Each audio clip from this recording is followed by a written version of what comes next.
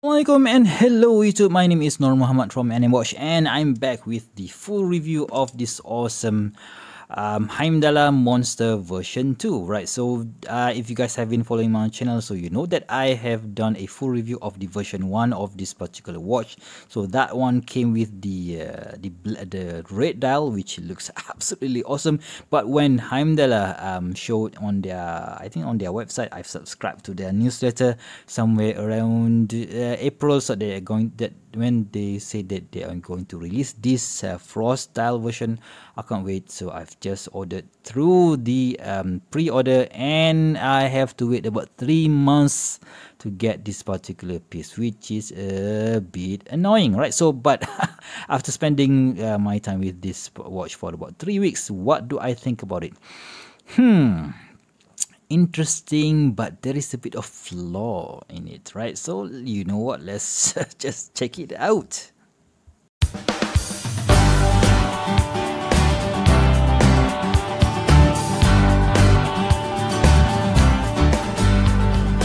Hey guys, so welcome back to my full review of this awesome Heimdallr Monster version 2, right? So let's just start with that particular flaw that I've mentioned in my intro, right? So if you guys are a, the, what do you call that, a sharp-eyed guy, so do you guys know what is wrong with this particular watch?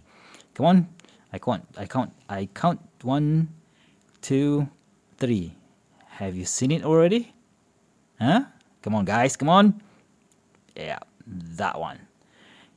Man, I just hate Seiko for doing this. So you see that the date wheel on the left is center, but sorry, the day wheel on the left is center, but the date wheel is off center to the top, right? So I'm so disappointed with Seiko just nowadays.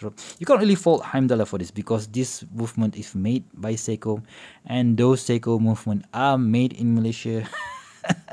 And even if I am to send this watch back to Heimdallr, they would definitely say, "Hey man, you can't really replace your Seiko movement, because you know what, the factory in Malaysia was closed for about 2.5 months, and we don't have any more Seiko NH35." And that's true, guys. So we've had I don't really say a totally useless lockdown here, but an unfruitful lockdown, I should say. You know what? Because when we started the lockdown somewhere at the beginning of June, the total daily case was about 6,000, right? 6,000 something.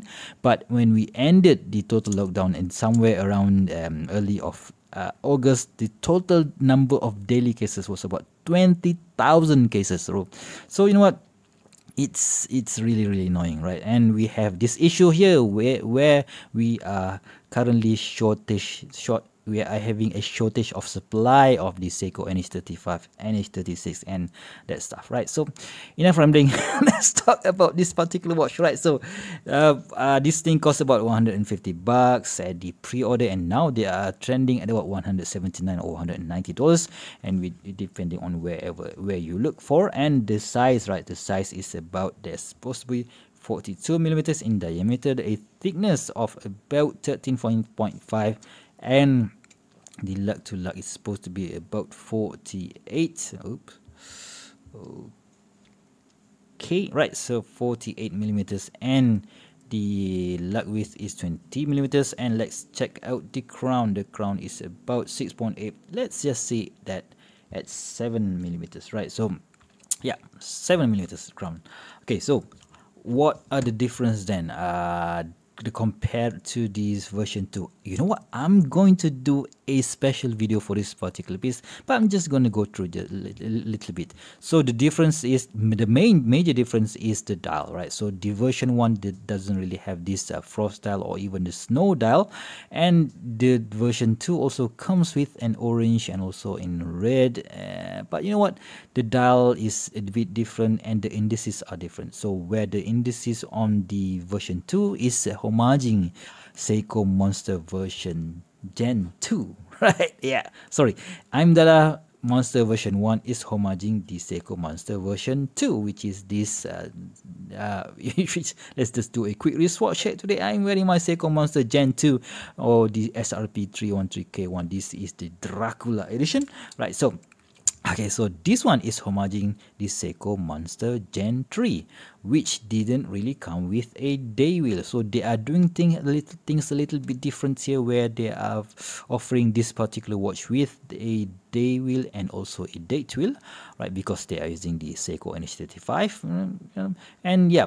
And of course, on the Gen 3, they have just the date wheel and with a Cyclops. So they don't, Heimdallr didn't use any Cyclops for this particular watch, but they are using this awesome single dome sapphire crystal, which makes and of course with some anti-reflective coating, which makes enjoying the dial. All right, so the texture of the dial really pleasurable in my opinion. So you can see that, oh my god, I don't know, guys. If the Chinese can do this, why can't the Japanese? Right? Of course, I haven't handled any Seiko Monster Gen 3, but you know what? It's pretty close, I might add. So yeah, it's pretty close, right? So the indices are basically almost the same as the Gen 3, and we have those looms, loom indices, and also loomed hour hand and minute hand, and also second hands. But you can see that the colorway is a little bit yellowish here, or a bit greenish here, whilst the one on the Seiko Gen 3 is almost, even on the Seiko Gen 2 is much more whiter. So there is a difference there, right? So the bezel, right? So the bezel featuring this metal bezel with a loom pip, and they have managed to reduce the height of the loom pip, right? So of course, like I mentioned just now, I'm going to be making a video comparing to that particular version, so you can see that there is no risk of getting this loom pip off of the bezel, right? And the printing here is a little bit thinner, so you can see if you compare it, so this is a bit thicker and this is a little bit thinner. And the bezel action is, of course, much better compared to the original Seiko Gen 2 or even Gen 3 for that matter, right? So let's check out the bezel action. Yep, very nice sound and clicky. So there is just yep, no back play at all. And the one thing that is very important is one more click. Boom. we've got a little back plate on top there, but the most important thing is it does line up. My bezel on the Seiko Monster. Yeah, you can see there's a bit of play there, and it doesn't really sound that good as the Heimdallr Monster, which is quite annoying. Oh, come on, because I only keep this one because this is my first ever Seiko, so that is why it's going nowhere, but yeah, still quite annoying. Right, so the side of the case, so featuring this brushed and polish area. So we have these cutouts here, which are a little bit different compared to the Seiko Monster.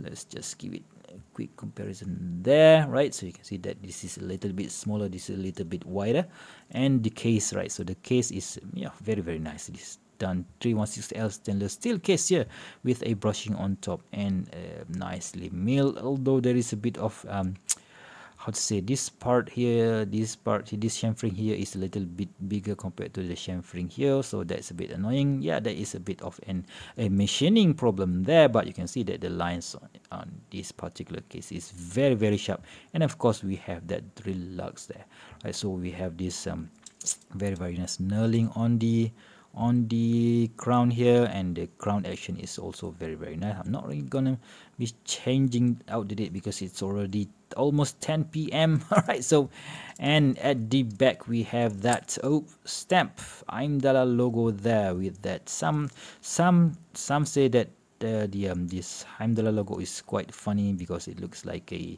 fish, or Heimdall written Heimdall print Heimdallr.